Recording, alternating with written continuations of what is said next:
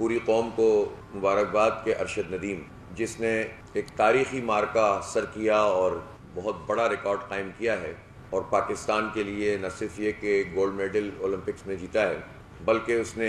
عالمی ریکارڈ بھی قائم کیا، اور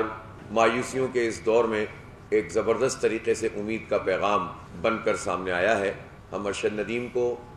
ان کے گھر والوں کو، پوری پاکستانی قوم کو مبارکباد پیش کرتے ہیں۔ ہمارا دھرنا 14 دن جاری رہا اور بالآخر حکومت 5 مذاکرات کے دور کے بعد اس بات پر مجبور ہوئی کہ اس نے ہم سے ایک تحریری معاہدہ کیا ہے، اور اس معاہدے میں واضح طور پر ہم نے تمام منشقوں کو شامل کیا ہے اور ان کو ایک متعین وقت کے ساتھ منسلک کیا ہے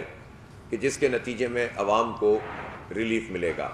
5 ارب 4 ارب روپے جمع کیا ہے، اور جو صوبوں کی طرف سے بھی رپورٹ سامنے آئی ہے اس میں پتہ چلا کہ جو جتنا ریونیو سندھ کا ہے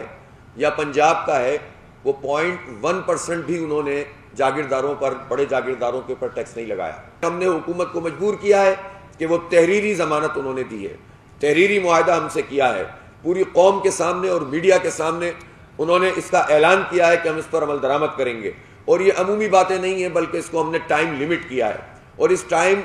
کے اندر اس پر عمل درآمد کے لیے باقاعدہ میکینزم بنایا ہے۔ جماعت اسلامی کی کمیٹی اور حکومت کی کمیٹی ختم نہیں ہوئی ہے بلکہ ہم نے اس کو کہا ہے کہ وہ میٹنگ بھی کرے گی اور عمل درآمد کا جائزہ بھی لے گی، بجلی کے بلوں کے حوالے سے بھی، تنخواہ داروں کے حوالے سے بھی، تاجروں کے ٹیکس کے حوالے سے بھی، ایکسپورٹرز کو جو اس وقت جو مسائل درپیش ہیں اس کے حوالے سے، یہ ساری چیزیں جو ہیں وہ ہم نے اس معاہدے میں شامل بھی کی ہیں اور اس پر عمل درآمد کا میکینزم بھی بنایا ہے۔ یہ جو 16 اگست کا دھرنا ہے، اس کے بعد گلی گلی اور محلے محلے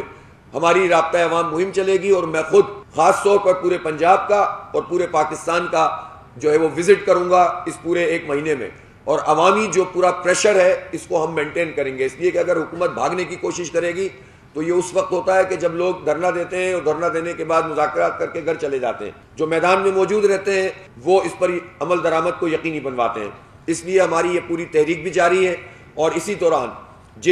جن چیزوں کے اوپر انہوں نے ہم سے اتفاق کر لیا وہ تو ٹھیک ہے، لیکن جن پر اتفاق نہیں ہوا اور ہماری رائے یہ ہے کہ یہ ہونا چاہیے، اس پر بھی ہم اپنے پورے احتجاج کا حق رکھتے ہیں، اور ہم مشاورت کر رہے ہیں تاجروں سے کہ ہم ہڑتال کی کال دیں، اور یہ 14 اگست کے بعد یہ ہڑتال ملکیر ہم اناؤنس کر سکتے ہیں۔ اسی طرح سے ہمارے پاس یہ آپشن بھی موجود ہے، اس پورے 25-30 دن میں پتہ چل جائے گا کہ حکومت کر کیا رہی ہے۔ اگر حکومت اپنی روش سے باز نہیں آئی اور معاہدے پر اس نے عمل جو ہے وہ نہیں کیا تو اس صورت میں ہم پھر پبلک سے یہ اپیل کرنے کی طرف جائیں گے کہ وہ بجلی کے بل کم از کم ادا نہ کریں، اور یہ بھی ایک پیسفل طریقہ ہوتا ہے اپنے احتجاج کو نوٹ کروانے کا۔ ہم معاملات کو وہاں تک نہیں لے جانا چاہتے، پاکستان کی معیشت ہمیں بھی عزیز ہے، اس لیے کہ پورا پاکستان جو ہے وہ اس کو بسر کرتا ہے، لیکن جب آپ بالکل معیشت کو ختم کر دیں گے، برباد کر دیں گے تو اس کے نتیجے میں پھر آپ کو یہ انتہائی قدم اٹھانے پڑتے ہیں۔ میں سمجھتا ہوں کہ ہمارا جو دھرنا تھا یہ ہمارے کارکنوں اور اس میں شریک ہونے والے عام لوگ، ان کی استقامت کا ایک بہت بڑا مظہر تھا۔ شدید حبس میں یہ دھرنا چلتا رہا، شدید گرمی میں، کبھی دھوپ بھی تیز ہوتی رہی، کبھی حبس شدید تھا، اور پھر بارشیں ہوتی رہیں، لیکن یہ لوگ ڈٹے رہے، اور آپ دیکھتے تھے کہ روز دھرنے کی حاضری میں اضافہ ہوتا تھا،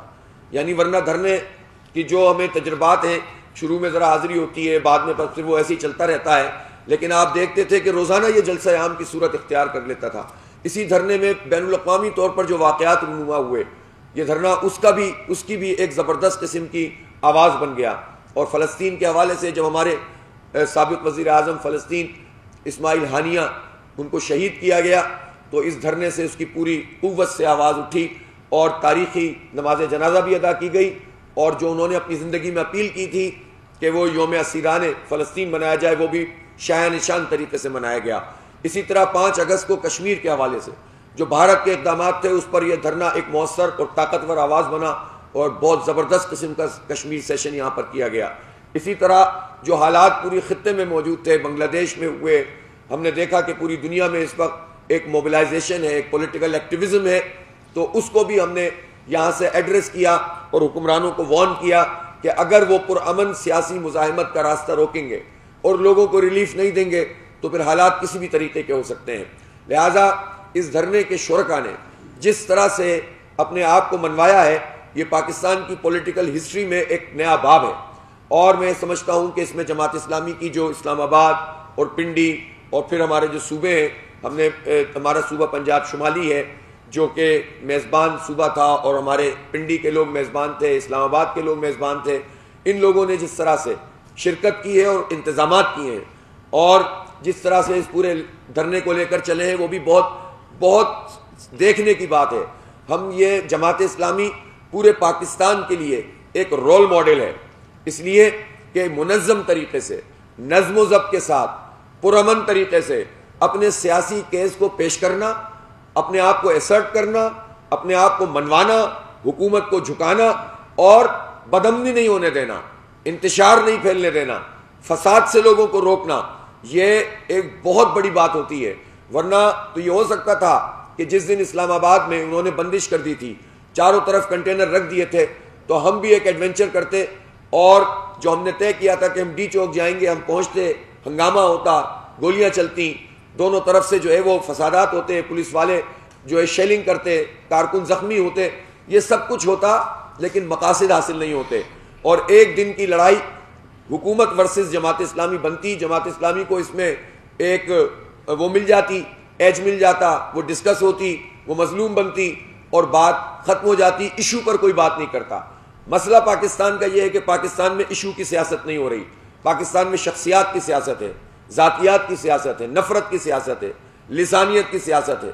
پاکستان میں یہاں جو سیاست ہے وہ خاندانوں میں یرغمال ہے، پولیٹیکل پارٹیز میں خود ڈیموکریسی نہیں ہے. وہ جب خود فیملی انٹرپرائزز ہیں تو وہ کیسے جو ہے وہ جمہوریت کو فروغ دے سکتے ہیں؟